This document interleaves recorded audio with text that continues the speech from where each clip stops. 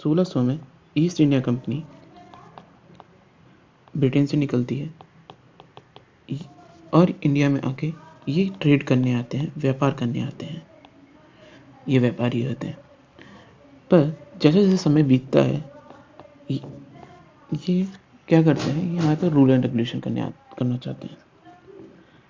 1764 का एक समय ऐसा आता है जब हमारे मुगल बादशाह शाह आलम, इनका आप लोग मॉडर्न हिस्ट्री में नाम सुने होंगे, उम्मीद करता हूँ आप लोग कुछ थोड़ा बहुत इनके बारे में जानते भी होंगे।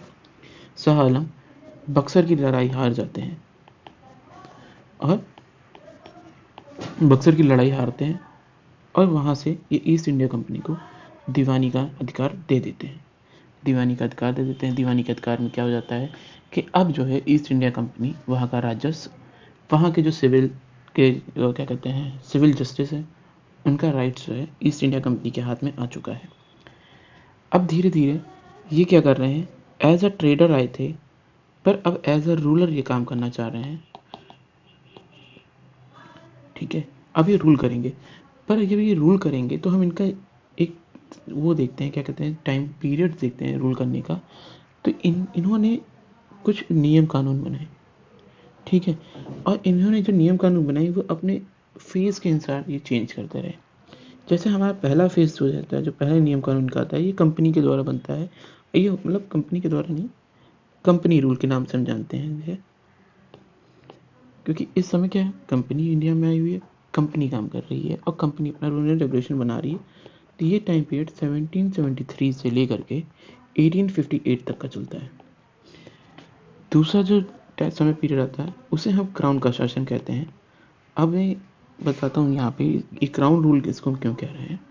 क्राउन रूल इसलिए कह रहे हैं, इसका टाइम पीरियड 1858 से 1947 तक का है। क्राउन शासन इसे हम इसलिए कह रहे हैं, हम जानते हैं 1857 का एक विद्रोह होता है। वो विद्रोह इतना ज़्यादा होता है कि कंपनी अपने आप को कहीं ना कहीं देखती है कि अगर हमने सही से काम ना किया तो उनको हार का सामना करना पड़ सकता है। विद्रोह इतना ज़्यादा होता है, मंगल पांडे का विद्रोह आप जान ही रहे हैं उस समय। फिर ये क्या होता है, कंपनी अपना पूरा शासन अपने हाथ तक से उठा करके, होता ये है कि ब्रिटिश गवर्नमेंट कहती है कि अब जो है ये शासन ब्रिटिश क्राउन के अंदर चला गया है। भारत की जनता सीधे महारानी की जनता है, वो अपना काम या अपनी समस्या सीधे महारानी तक पहुंचा सकते हैं। इसीलिए इस टाइम पीरियड को क्राउन रूल कहा गया है। ठीक है, चलिए इतना मुझे लगता है कि उम्मीद है कि आप लोगों को समझ में आ गया होगा। अब हम जो ये कंपनी रूल का जो टाइम पीरियड है 1773 से लेकर 1858 वाला, इसके बीच में जो इनके नियम एवं कानून आते हैं उनका हम थोड़ा देखते हैं उसमें क्या क्या था। जैसे हमारा पहला एक आएगा जिसे हम कहेंगे रेगुलेटिंग एक्ट, सॉरी ये एक्ट आता है 1773 में। अब इसकी कुछ तो विशेषता भी होंगी अगर ये एक्ट आया है तो, है ना। तो ये इससे क्या होता है, ईस्ट इंडिया कंपनी को के जो कार्य हैं उसको नियंत्रण करने की दिशा, ब्रिटिश उसको कंट्रोल करने की दिशा में ब्रिटिश गवर्नमेंट द्वारा उठाया गया बहुत अच्छा कदम था। ये जो है फर्स्ट स्टेप इसे कह सकते हैं, sorry first step taken by the British government, BG मतलब ब्रिटिश गवर्नमेंट, ठीक है, to control and regulate the affair of East India Company. ठीक है, पहला काम ये हो जाता है। दूसरा काम ये होता है, पहली बार होता है पॉलिटिकल और एडमिनिस्ट्रेटिव फंक्शन जो है कंपनी का वो रिकॉग्नाइज हो जाता है। मतलब कंपनी के जो पॉलिटिकल और क्या कहते हैं आपका एडमिनिस्ट्रेटिव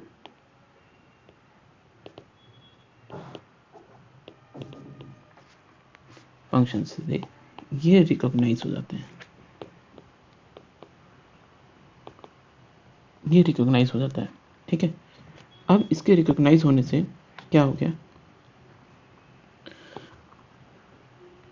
सॉरी स्पेलिंग गलत हो गई, हाँ ये रिकॉग्नाइज हो गया। ठीक है, एक काम तो ये हो गया कि भाई चलो इनके कार्य को जो है रिकॉग्नाइज कर लिया गया। दूसरा क्या, तीसरा काम ये होता है, अब जो है ये एक ऐसा टाइम पीरियड आ गया है कि इंडिया में केंद्रीय प्रशासन की नींव रखी गई। ठीक है, क्या हो गया, सेंट्रल एडमिनिस्ट्रेशन की नींव भारत में पहली बार अगर कहा जाए, अगर आपसे पूछा जाए कि किसके द्वारा हो गई, तो ये जो है सेंट्रल एडमिनिस्ट्रेशन की नींव रेगुलेटिंग एक्ट 1773 के द्वारा रखी गई है। ठीक है, अब ये तो भाई हो गया था कि इस एक्ट से हुआ क्या।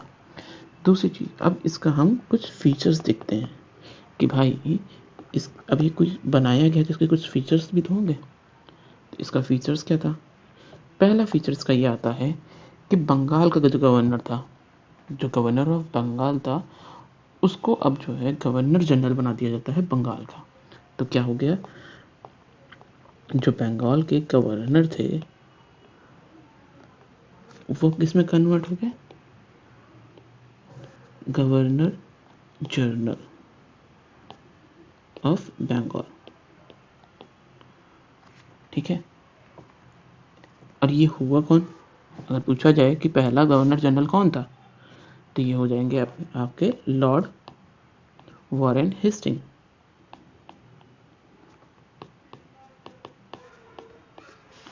ठीक है, दूसरा काम इससे क्या हो गया, दूसरा काम ये किया गया, बॉम्बे और मैड्रास इन दोनों प्रेसिडेंसियों को आपका ये क्या नाम है, बंगाल की प्रेसिडेंसी के अंडर कर दिया गया। ठीक है, इन दोनों प्रेसिडेंसी को मर्ज कर दिया गया।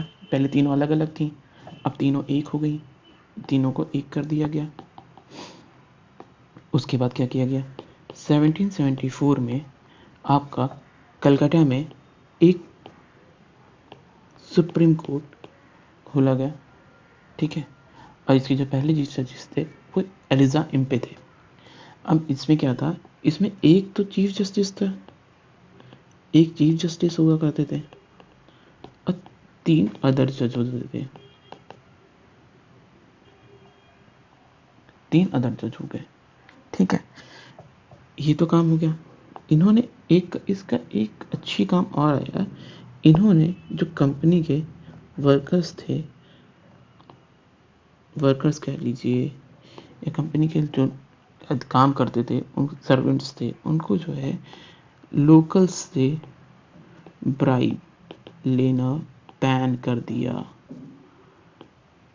ये अपना कोई प्राइवेट काम नहीं कर सकते थे, प्राइवेट वर्क बैन कर दिया गया।